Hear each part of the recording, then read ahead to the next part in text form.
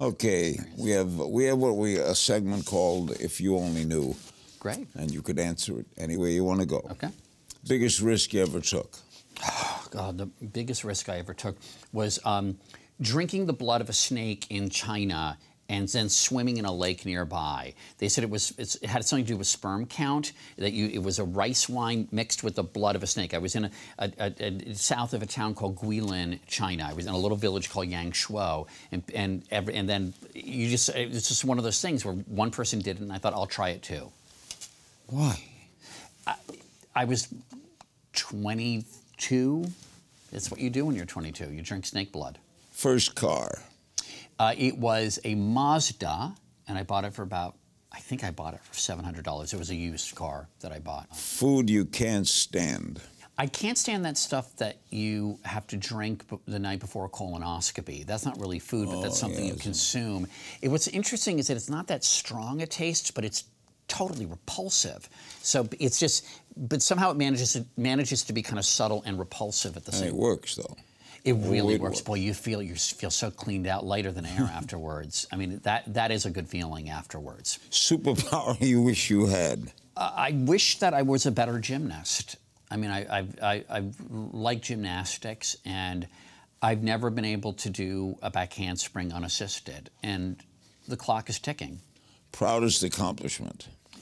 As an accomplishment, this project, the book with the podcast, I would say it's probably that, or my cooking show, which was. How do people who do a podcast know how many people are listening? I think it's still a little squishy. I think I don't know what metrics. A word that itself is overused. But it has advertisers, and advertisers have to go on something. Yeah. I know we're popular. You're stuck on a desert island. What 3 things would you want to bring with you? I would probably, gosh, I'd want to bring a foam roller, because I guess that I could imagine, if without a mattress, and I don't want to bring a mattress, I would have a lot of back pain and muscular aches, but a foam roller would help. I'd also want to bring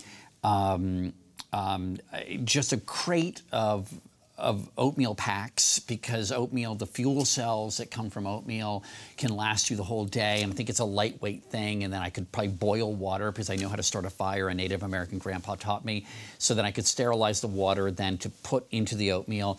And then the third thing I would want to bring is maybe I'd want to bring a Dusty Springfield CD, but I need a player. Do you like oatmeal? I don't love it, but I respect it. I admire it. It's not, there's things that you admire versus things you really like, and and oatmeal, I think it gets the job done. I don't like hot cereal, and oatmeal is like lumpy and. Would you like cream of wheat? Yeah, I like Wheatina. Wheatina.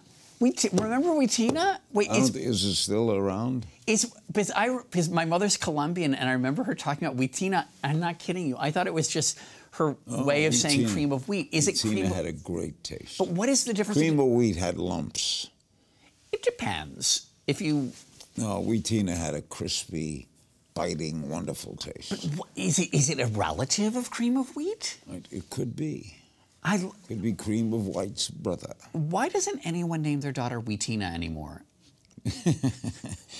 What is something we should be paying more attention to? I think we should be paying more attention to the past. I think that if you feel anxiety in the present about the future, looking to the past gives context.